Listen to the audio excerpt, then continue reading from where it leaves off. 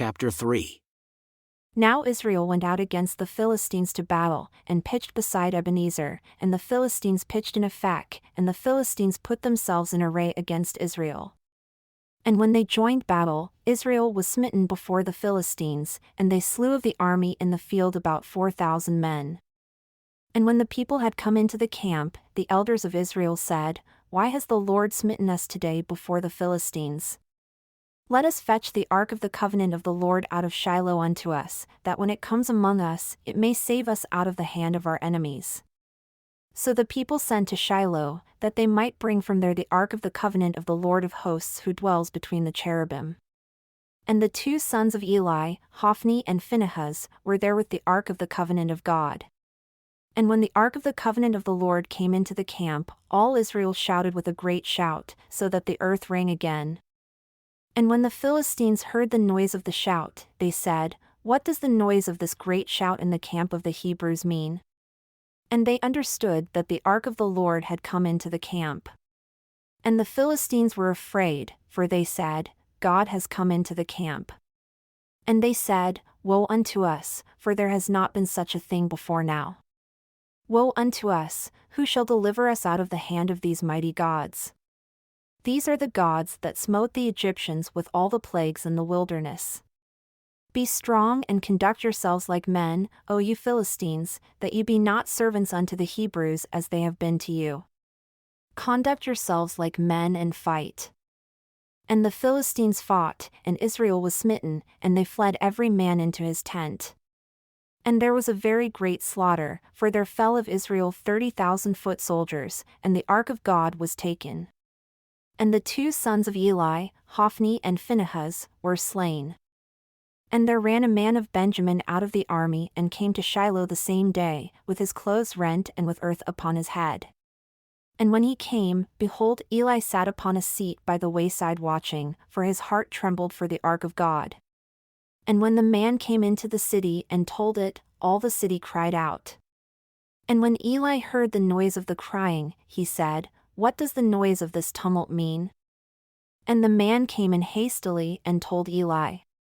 Now Eli was 98 years old and his eyes were dim, that he could not see.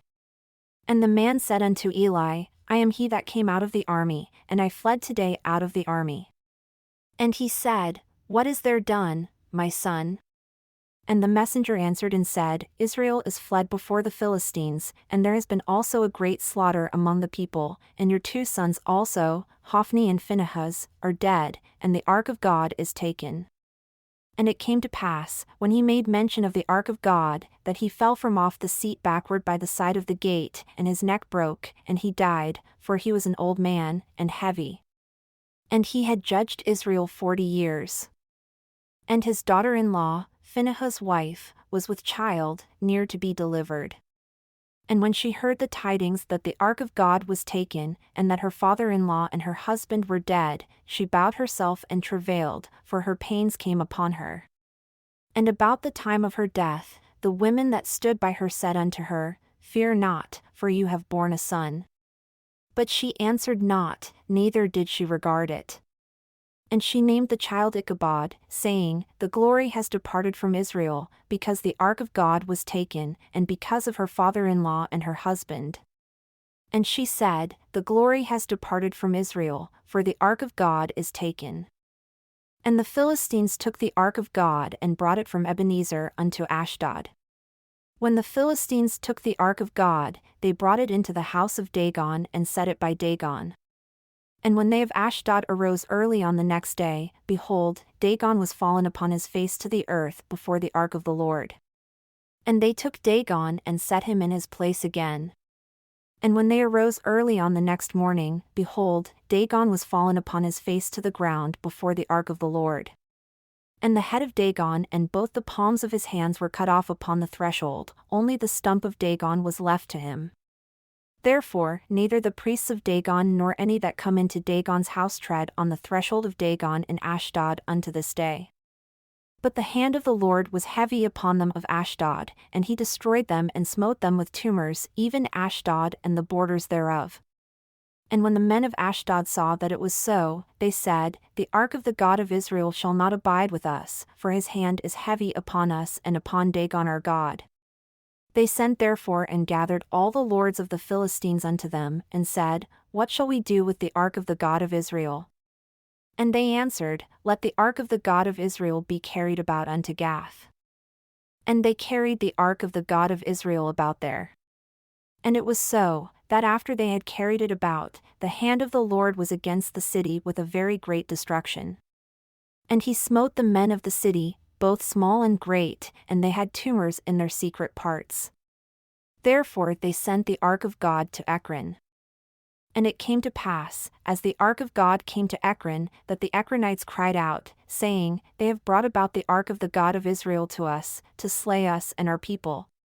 So they sent and gathered together all the lords of the Philistines, and said, Send away the ark of the God of Israel and let it go again to his own place, that it slay us not and our people, for there was a deadly destruction throughout all the city. The hand of God was very heavy there, and the men that died not were smitten with the tumors. And the cry of the city went up to heaven.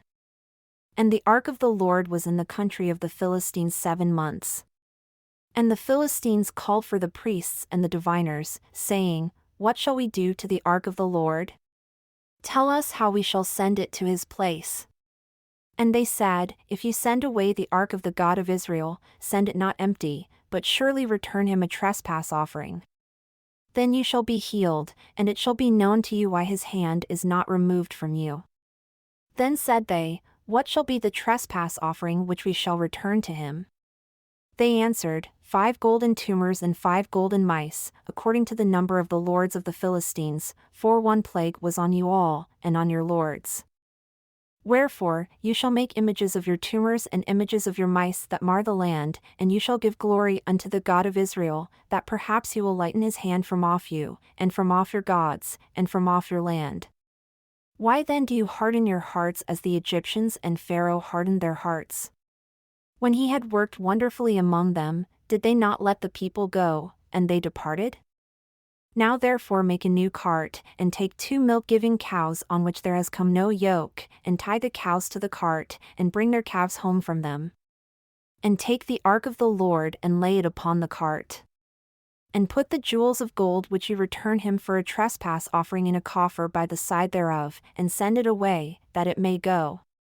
And see, if it goes up by the way of his own border to Bethshemesh, then he has done us this great evil. But if not, then we shall know that it is not his hand that smote us, it was a chance that happened to us. And the men did so, and took 2 milk-giving cows and tied them to the cart, and shut up their calves at home. And they laid the ark of the Lord upon the cart, and the coffer with the mice of gold and the images of their tumors. And the cows took the straight way to the way of Bethshemesh, and went along the highway, lowing as they went, and turned not aside to the right hand or to the left. And the lords of the Philistines went after them unto the border of Bethshemesh. And they of Bethshemesh were reaping their wheat harvest in the valley. And they lifted up their eyes and saw the ark, and rejoiced to see it.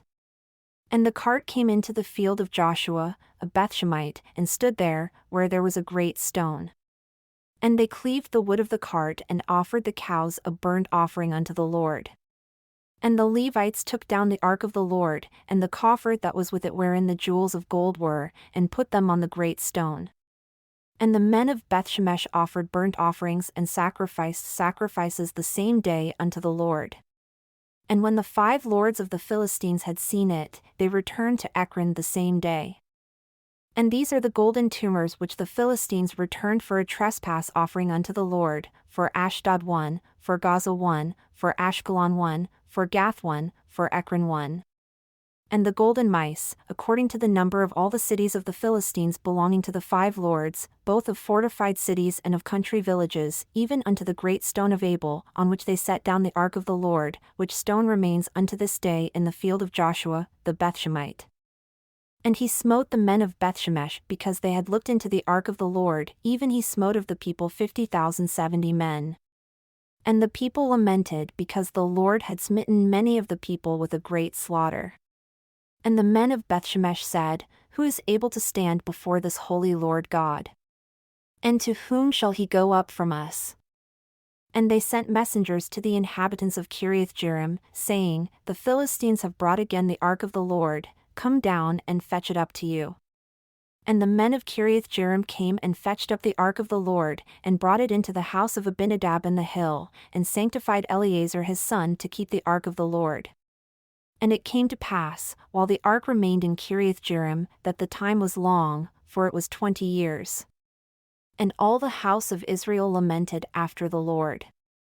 And Samuel spoke unto all the house of Israel, saying, If you do return unto the Lord with all your hearts, then put away the strange gods and Ashtaroth from among you, and prepare your hearts unto the Lord, and serve him only, and he will deliver you out of the hand of the Philistines. Then the children of Israel did put away Baalim and Ashtaroth and served the Lord only. And Samuel said, Gather all Israel to Mizpeh, and I will pray for you unto the Lord. And they gathered together to Mizpeh, and drew water, and poured it out before the Lord, and fasted on that day, and said there, We have sinned against the Lord. And Samuel judged the children of Israel in Mizpeh. And when the Philistines heard that the children of Israel were gathered together to Mizpeh, the lords of the Philistines went up against Israel.